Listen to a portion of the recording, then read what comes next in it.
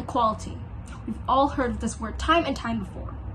Equality, the state of being completely equal and fair, where everyone gets the same treatment regardless of skin color, gender, sex, sexuality, physical ability, etc. But there's also this less heard of term that has only recently come more into our discussions. Equity, the state of not only being equal, but to also provide equal opportunities and chances. Just this year, lots of social rights movements have broken out. Black Lives Matter, freedom of speech movements, human rights movements, just to name a few. Not that these issues didn't matter, nor that no one fought for these rights before, but what are we fighting for? People from the past have fought for equality already. Martin Luther King for racial justice, Marshall P. Johnson for LGBTQA+ liberation, Elizabeth Cady Stanton for women's rights. All these activists of the past that fought for equality, they paved the way for a brighter and more equal future that each and every one of us here right now are enjoying. So if they fought already, what are we doing in 2020? We should have achieved equality by now and started to move on to the bigger and hotter topic of equity, right? Wrong. In the year 2020, we still haven't achieved equality yet, which means equity has to wait. Equity is not and should not be more important than equality in this day and age because we should achieve equality before equity. How are we supposed to provide equity, to provide the same chances, the same opportunities, the same possibilities to everyone when we don't even acknowledge everyone as an equal? Look at me. I'm Asian, I'm female, I'm young, and I'm bisexual. That puts me at some amount of risk of discrimination.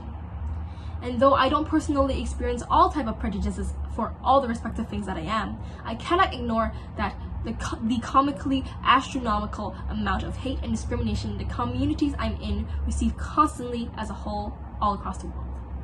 I see my brothers, sisters, and other wonderful people get torn to shreds by the inequality they have to face every day due to outdated, traditional, toxic mindsets and cultural or societal norms from racist, sexist, ageist, homophobic, xenophobic, ableist, fatphobic, transphobic bigots.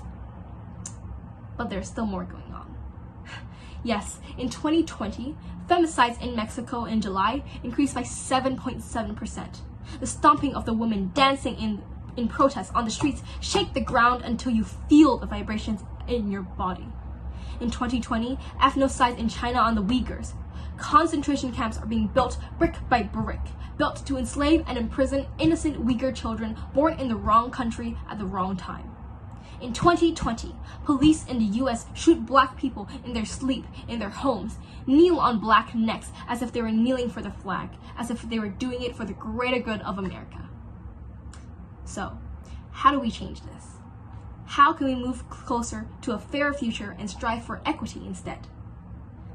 Alice Stokes Pauls, American suffragist, feminist, and women's rights activist, once said, "I never doubted that equal rights was the right direction. Most reforms, most problems are complicated. But to me, there's nothing complicated about ordinary equality." And she's right. What we should focus on in 2020 to achieve equality is simple: education. We need to teach not only our young generations, but everyone.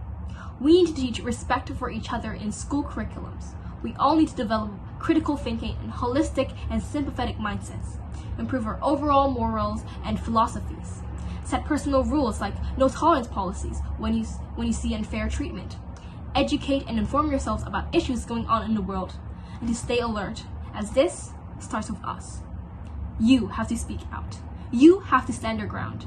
You have to fight for what's right. You have to make change. I have a dream, just like Martin Luther King. I have a dream where my grandkids' will one day be able to live in a world that is at least equal. That they see each other's individuality, uniqueness, and beauty, but won't treat each other differently. They see each other eye to eye, soul to soul. I hope that then they will be just as passionate as I was to fight for an even better cause, equity. But until then, in the present, in 2020, we all have the duty to make our world a more egalitarian place to inhabit for future generations.